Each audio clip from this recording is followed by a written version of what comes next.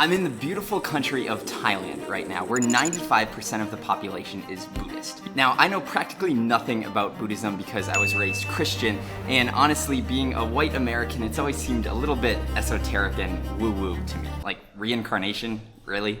But I know that it's had a profound impact on millions of people. And the little bit that I do know about its teachings seem really applicable to a lot of the issues that people are facing in today's day and age, including me. Things like consumerism, greed, the need to always do more, and caring too much about what others think of you. A big value of mine is open-mindedness, so although I'm a little bit skeptical right now, I decided to throw myself into Buddhism, try it out for a week, and see if it could change my life like it has for so many other people.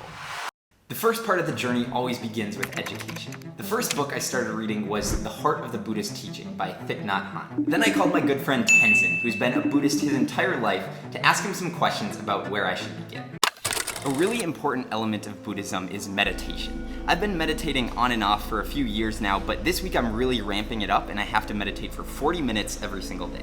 I'm hoping to find some breakthroughs with this increased dedication and focus. There's a number of different ways you can meditate, and I'll be trying out a couple over the course of this week, but today I'm doing a mindfulness meditation where you focus on your breath, and as your thoughts wander and go in different directions, you just notice it, be aware of it, and then bring the focus back to the breath. Buddhist monks all have to follow 5 rules when they join the monastery, which I will also be following. So those are no consuming intoxicants, so for the whole week I can't drink or do cocaine. Just kidding, guys. I don't do cocaine. Don't act unchastely, avoid speaking falsely or gossiping, refrain from taking life. This one also means that I'll be following a vegetarian diet for the week, since eating meat would require killing animals. And lastly, no stealing. I've actually already had to deal with the no stealing one, which I didn't think I would, but the other day I was going to the bathroom and they charged you 5 baht to use the bathroom. But the thing is, there was no one there watching, and so usually I would just leave without paying because I think it's ridiculous to have to pay to go to the bathroom. But I stopped and thought about it, and that kind of felt like stealing to me. So I sucked it up and put my 5 baht in the box. The most fundamental teaching in Buddhism is the 4 Noble Truths, and I'll explain them to you by telling you a story. There's a guy named Alex. He lives in San Francisco. His life looks pretty good on the outside. Nice job, good friends, decent money. But he's not happy. In this, we find the first noble truth, the truth of suffering. Alex always wants more from his life. He wishes people liked him more, he wishes he made more money, he wishes he could afford a nicer car.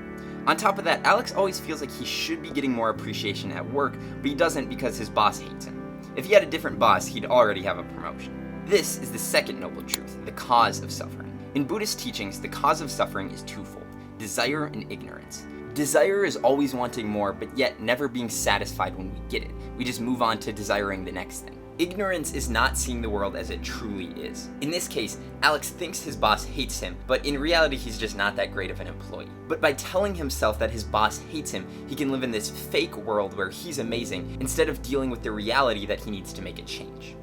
Alex has finally saved up enough money to buy a new Mercedes-Benz. For the first few weeks, it's amazing. He drives around thinking he's the coolest guy in the world. Within a month though, it feels no different than his old car. Alex then realizes that buying a new car wasn't the answer to his suffering. So the third truth is that there can be an end to suffering.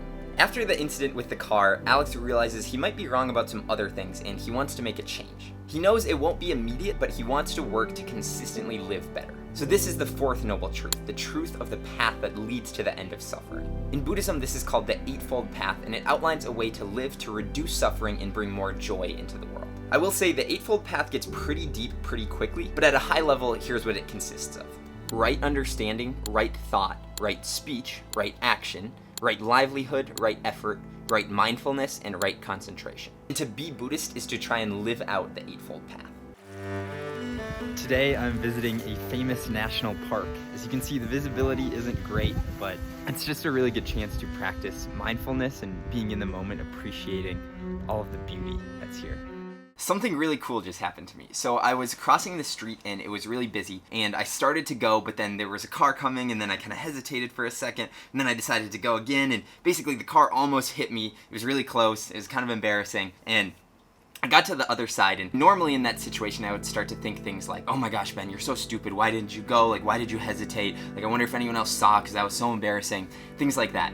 And that started to happen, because that's the usual habit, and I just thought to myself, you don't have to do this. You don't have to let all of these thoughts ruin your day. You can just see them, let them arise, and let them go. And it was that practice of mindfulness that Buddhism teaches that allowed me to do that. So today I am at a cool little park downtown, and I'm going to do a walking meditation.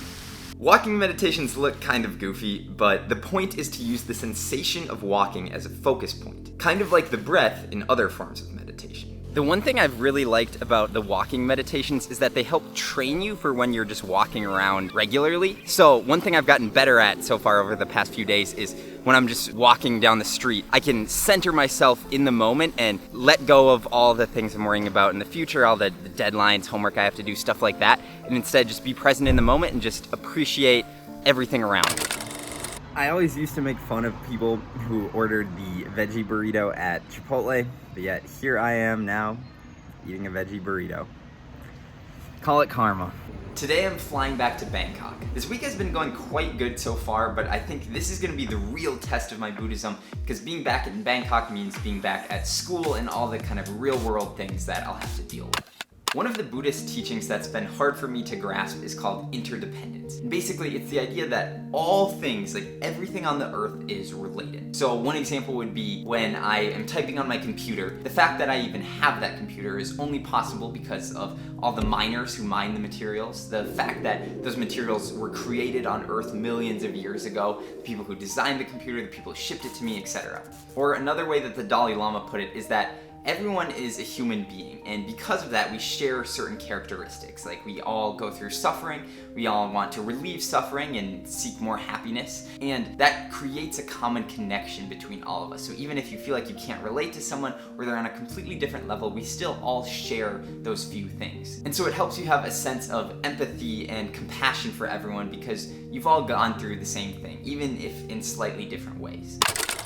Also, I've been reading this book, and it has been fantastic. Like, over the past 3 days since I got it, I've read probably 200 pages. And I would highly recommend everyone read this. Just one key thing that I took away from it is the Dalai Lama gives a rule of thumb of making decisions based on what will bring you the most happiness. But then he draws the distinction between pleasure and happiness and points out how many of the things that we do that we think will make us happy are really just seeking pleasure short term. But you want to focus on the things that create well-being for you and the people around you long term. That's really what happiness is at the end of the day.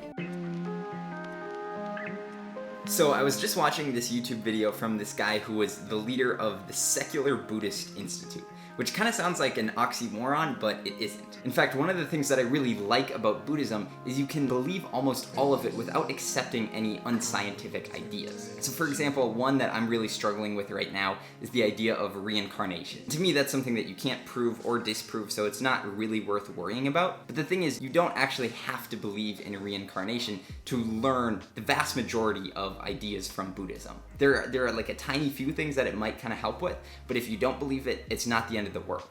So the last day of Buddhism is wrapping up. Overall, this was a really, really good week, although I don't like being a vegetarian.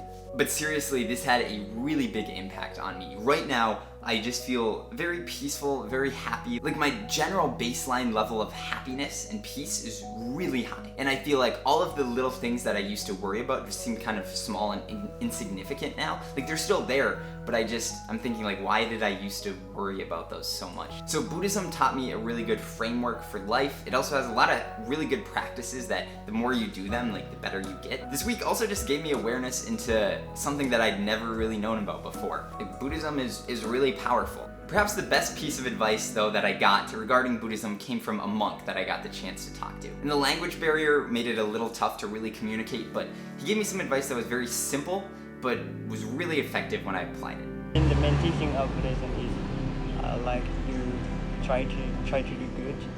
I think those are really important, but sometimes we forget about them. Yeah, we forget it, but it's helpful to have the reminder of in everyday life, try to do good. Yeah. I think that's really powerful. Well, thank you. That's all my questions. I really appreciate you guys taking the time. Yes. Thank you. And the way I put this into practice is whenever I would go out, I would try to radiate positivity and radiate joy. And radiate really seems like the best word. I don't know how else to describe it. I just go out with kind of a a smile on my face and just feeling good, feeling light, and not expecting anything from anyone, trying to care a little bit less about myself and just focus more on being a positive force in the world. Like I said before, I swear people were smiling at me more, they were more receptive. So that's one thing I'm trying to do more, is just when you go out, radiate peace and positivity and joy. So that's it for the video. If you enjoyed this, please like and subscribe. I'm not always great at asking for that, but it really does help. And I love you guys. I'll see you later.